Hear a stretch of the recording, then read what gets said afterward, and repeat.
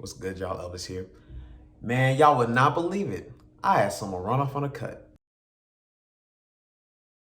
All right, so running off on haircuts has been a problem ever since barbering was a thing. While there was always someone willing to pay sticks or stones or whatever the currency was in exchange, there's always somebody that would rather get it for free 99. It's happened to everybody, but this is specifically such a rare occurrence for me because the way I have my business set up, I don't entertain any shady clients whatsoever. And just the way I am, as well as my business is, even for like new clients that seem less than trustworthy, especially at my price point and quality level, most clients aren't trying to come in and finesse a haircut from me because they're trying to keep a positive relationship between us. Not to toot my own horn or flex or nothing, but I'm considered above average as far as a barber. So even for the clients that tend to get to know good, they generally don't want to cross me because that's just burning a bridge that's beneficial for them. And also, I'm not the kind of person that really gives a fuck about running somebody down over it. Like, I'm not gonna run down or fight nobody over a haircut. On the off chance that somebody finesses a free haircut from me, they just kind of got that, you know what I'm saying? Like, unless I'm gonna catch up to them and then rob them for the money they owe me, and then rob them for some more money for the inconvenience, it doesn't seem worth it. But let me tell you the story about how I recently got ran off on. The client in question, actually I wouldn't consider this nigga my client. Would not consider this nigga my client. This is a dude that I've known though. A dude that I've known since like middle school. I wouldn't consider us friends, but we knew all the same people. And we just happened to have a few mutual friends in common. But like originally like 2 years ago when I was at a previous shop, he happened to book an appointment. And then the time came, he didn't come. I hit him up. He said, oh wait, no, so-and-so was supposed to give me a ride. I happened to talk to so-and-so and they said, I did not say that shit. So my policy for missed appointments is you gotta pay me for that missed appointment before you book another one. I've known him since middle school. We know a lot of people in common, but I've never heard not one good story about this nigga. I hear about him more frequently than you would think, but I hear no good stories about this nigga. But that's none of my business. I don't judge people because I don't have context. I don't have perspective of who this person is. So as long as people don't do me dirty, I don't got no issue with them. I'm not gonna adopt somebody else's problem.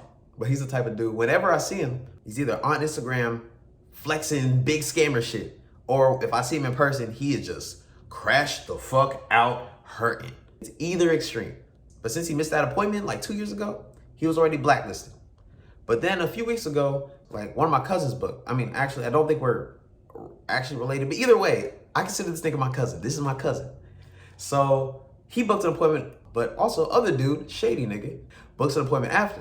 So I figured, oh, they're coming together. I'm sitting here looking at this dude in my books thinking like, he got some fucking nerve to book an appointment after he missed that other one. But I'm like, you know what? That was 2 years ago. That was 2 years ago. That's in the past. Like, I'm not pressed. I don't have no specific beef with him. So cuz comes, cut his hair. Homeboy comes, cut his hair. Keep in mind, I've known shady niggas since I was a child, like, but we ain't never really have any meaningful interaction. We just, if anything, we might have had some small talk or whatever. We never sat down and really had a real conversation. So I'm cutting his hair and I'm talking to this nigga about shit. And we happened to start talking about like how college is bullshit. And he got a lot of shit to say. I'm like, all right, cool. We can vibe all this. Also, people like whoever cut him, like pushed his corners back like crazy. That don't mean anything over here. You know, we just keep it natural. I just bring him back. So after the cut, he asked me, oh, you got Cash App? And I was like, yeah. So he pulls out his phone. Then I look down at his phone and it's an iPhone 6. And I'm thinking, shit, old as hell. Do you got Cash App? He's like, oh, how much is it? You put it in, whatever. And then this nigga tried to be slick. Like, he flashed me the Cash App screen. I'm not fucking new to this. I've been a barber for a minute. I've been using Cash App for a minute. He showed me the screen, and then I saw it said, connection issues. He flashed his phone really quick. You know, I'm really familiar with Cash App, so I peeped it. Like, I was gonna give him the benefit of the doubt. It was an iPhone 6. I guarantee you he needed Wi-Fi. I'm looking back like, ain't no way that phone was on. With the clients I have a stupidly high quality of clientele. 90% of the time, I don't have to or even count the money that people hand me. Especially because a lot of my clients send me the money before I even cut their hair. The relationship I got with my clients is solid enough to where that's not even something I gotta check on or press ever.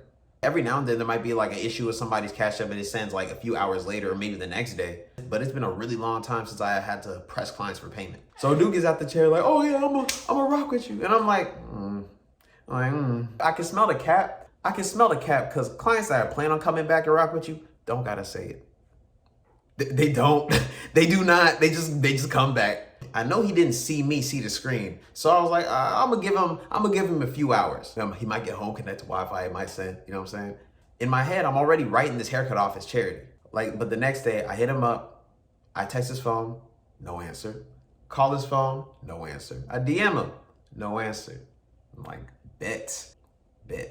So I've talked to other barbers about the situation, and everybody's just like, and I understand why people feel like I should care about this more or be a little more hostile about it. Like, this is some fuck shit. I blessed him, fixed up his fucked up haircut, but niggas want to take advantage of my time and my energy. I understand. I completely understand.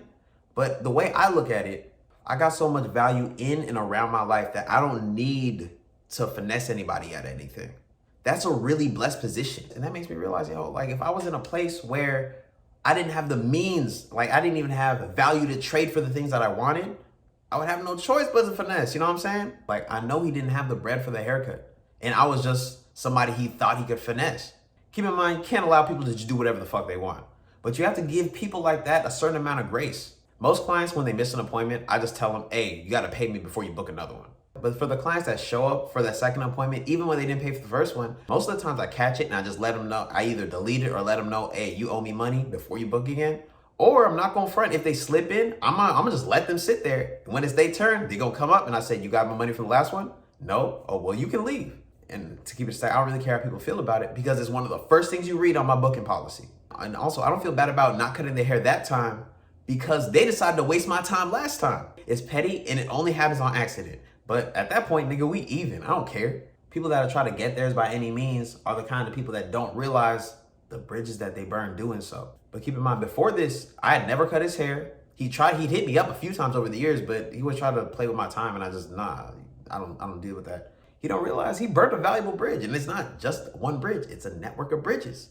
I know a lot of people that could have benefited him really well. But now, let's say I'm doing business with somebody, and I find out they know each other. If the person I'm doing business with asks me about him, I'm not gonna have a good review. And honestly, I'm not with the whole going around slandering people. In this situation, it's not slander because he's as slimy as I'm describing. Like, I'm not the type to expose him and tag him on the video. If somebody asks me about him specifically, I don't owe that nigga shit. But at the end of the day, I don't really feel like I was robbed of anything because just the way my lifestyle is, I get a lot of satisfaction out of cutting hair and it just happens to be something that pays me.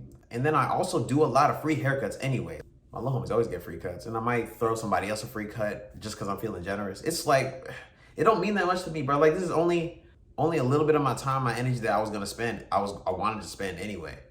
And I just happen to be in a place where money isn't that big of a deal to me. Of course, I was done dirty, but that was gonna happen eventually regardless. I'd much rather move through the world optimistically and give people the benefit of the doubt and be proven wrong a few times than to have a pessimistic view of the world and get proven right. But on top of that, when I was down bad, I was the worst version of myself interacting with everybody else in the world. Bro, when you hurting, you can only really think about your own pain. And when you're in pain, you're looking for some type of relief. And it's human nature to take advantage when you're in need. I think the situation's funny and I learned something from it, but this is not really something that I care about. And when it comes to him, homeboy, ain't no beef. But he better not act like we cool when I see him. I'm not saying it's on sight, but maybe like 10 seconds after that. All right, appreciate y'all for watching. If you enjoyed this video, go ahead and like and subscribe. If you got any comments, concerns, go ahead and hit the comment section. If you haven't already followed me on Instagram, go ahead and follow your boy at @CutsByElvis. But till next time, craft over clout, I'm out.